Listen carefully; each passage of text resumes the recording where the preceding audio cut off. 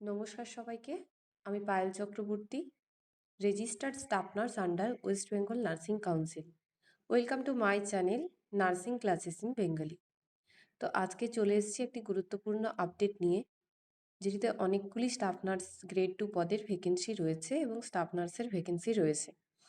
তো এটা কোথাকার নোটিশ? এটা হচ্ছে 11/6/2026 একটি নোটিশ, যেটি ভুবনেশ্বর ক্যান্সার ইনস্টিটিউটের একটি নোটিশ এবং টাটা মেমোরিয়াল সেন্টার থেকে নোটিশটি পাবলিশ করা হয়েছে, গোপীনাথনগর, গুয়াহাটি। এবার দেখুন এই নোটিশটির অ্যাডভার্টাইজমেন্টে কি আছে। তো এখানে লেখা আছে যে পোস্ট অর্থাৎ স্টাফ নার্সের পোস্ট আছে 64টি, স্যালারি আছে 53,880 টাকা per month.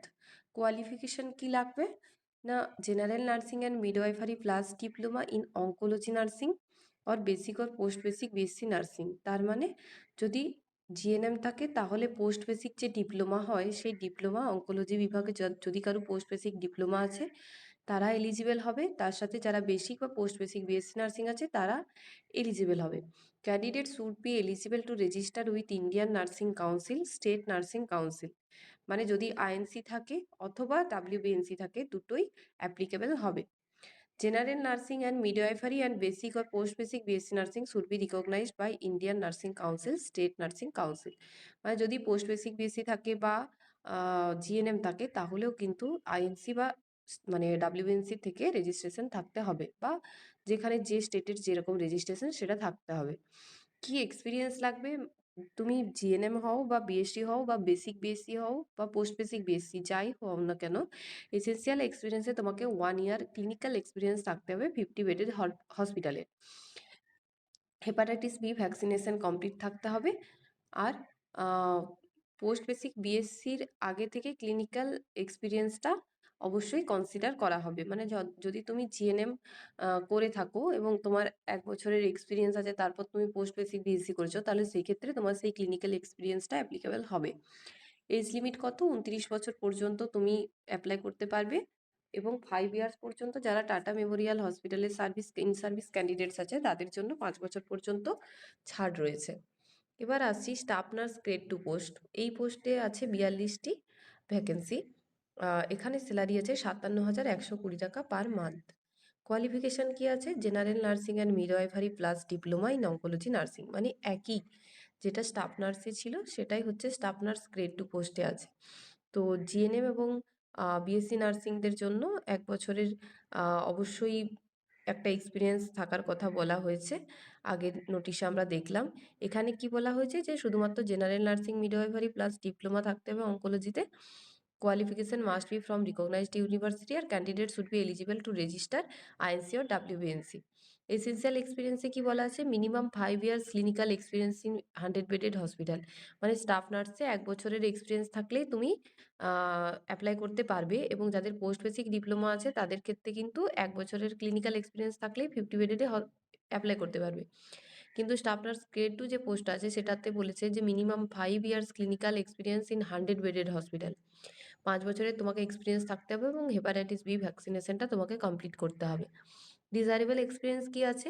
The preference will be given to candidates with administrative experience, hospital administration course, oncology experience.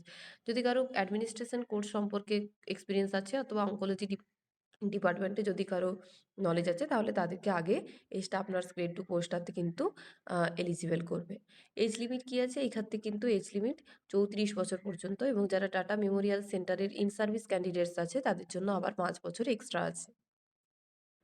এবার আমরা দেখে নিই যে কি আর ক্রাইটেরিয়া আছে। তো প্লেস অফ পোস্টিংটা তোমাদের কোথায় হবে না, ভুবনেশ্বর ওখানেই হবে, গুয়াহাটির কাছে হবে।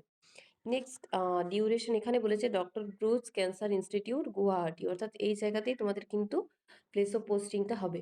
ডিউরেশন কি বলা আছে? যে appointment is for 6 months which is extendable Solly based on the performance till terminus with project. তো অ্যাকচুয়ালি হচ্ছে প্রথমে 6 মান্থের জন্য অ্যাপয়েন্টমেন্ট করা হবে, তারপর এই ওনারা যেভাবে চাইবেন সেটাকে এক্সটেন্ড করতে পারবেন, কিন্তু অ্যাকচুয়ালি তোমার বলার কোনো জায়গা থাকবে না যে তুমি কতদিন চাকরিটা করতে পারবে। এজ রিল্যাক্সেশন কি আছে না, এজ রিল্যাক্সেশন যারা টাটা মেমোরিয়াল সেন্টারের ইন সার্ভিস ক্যান্ডিডেট তাদের জন্য কিন্তু 5 বছরের এজ রিল্যাক্সেশন আছে। আর এক্সপিরিয়েন্স সার্টিফিকেট এখানে বলা আছে যে current employment, appointment letter, last months pay slip and NOC, এই সমস্ত কিছু নিয়ে কিন্তু তারপর তোমাকে জয়েন করতে যেতে হবে। এবার হচ্ছে যে জেনারেল কন্ডিশনস কি আছে না, প্রথমে লাস্ট ডেট আছে অনলাইন অ্যাপ্লিকেশনের 21/6/2026 5:30 PM পর্যন্ত কিন্তু অনলাইনে ফর্মটা আবেদন চলবে। ক্যান্ডিডেটসকে অবশ্যই তাদের সিগনেচার শর্ট মানে ফুল সিগনেচার সাইন করে কিন্তু পাঠাতে হবে এই অ্যাপ্লিকেশন ফর্মের মধ্যে। তাছাড়া আর কি আছে না, যে সমস্ত এলিজিবল ক্যান্ডিডেটকে বাছাই করা হবে এবং ইন্টারভিউর জন্য ডাকা হতে পারে, ইন্টারভিউর সংখ্যাটা যদি বেশি হয়ে যায় তাহলে সেই ক্ষেত্রে রিটেন এক্সামিনেশন হতে পারে। ইনকমপ্লিট অ্যাপ্লিকেশনস কিন্তু নেওয়া হবে না। আর ক্যান্ডিডেটকে যাদের ইন্টারভিউ অথবা রিটেন এক্সামিনেশনে আসতে বলা হবে তাদের অবশ্যই আধার, প্যান বা ভোটার যে কোনো একটা অরিজিনাল মানে ডকুমেন্টস নিয়ে তারপর একটা সেট বানিয়ে সেখানে কিন্তু যেতে হবে। তার সাথে তাদের কোয়ালিফিকেশান, এক্সপিরিয়েন্স সার্টিফিকেট সমস্ত কিছু নিয়ে ইন্টারভিউর জন্য যেতে হবে, নাহলে কিন্তু ইন্টারভিউর জন্য অ্যালাউ হবে না। তো যদি মনে হয় ওনাদের 6 নম্বর পয়েন্টে বলা আছে যে doctor B Borooah cancer institute reserves the right to restrict the number of candidates called for the interview or written exam to a reasonable limit on the basis of qualifications and experience of the applicants. Mere fulfilling the prescribed qualification will not entitle an applicant to be called for interview। মানে ওনারা চাইলে সেটা ঠিকঠাক করে বাছাই করে কিন্তু ডাকতে পারেন অথবা এই রিটেন টেস্টের জন্য ডাকতে পারেন, সেটা পুরোপুরি ওনাদের উপর ডিপেন্ড করছে। ইন্টারভিউর সংখ্যা বেশি হলে রিটেন এক্সাম হতে পারে। তো এরপর দেখে নিই যে কিভাবে হবে না, এক্সাম অ্যান্ড ইন্টারভিউ যেটা বলা আছে যে the list of shortlisted candidates for the MCQ will be uploaded on the official website of doctor B ভরোজ cancer institute. Candidates are advise to check the website frequently for updates and information related to exam. মানে ওখানে যে website আছে সেটার দিকে কিন্তু নজর রাখতে বলা হয়েছে। মোড অফ সিলেকশন এখানে বলা হয়েছে রিটেন এক্সামিনেশন, স্কিল টেস্ট অথবা হচ্ছে ইন্টারভিউর মাধ্যমে হবে।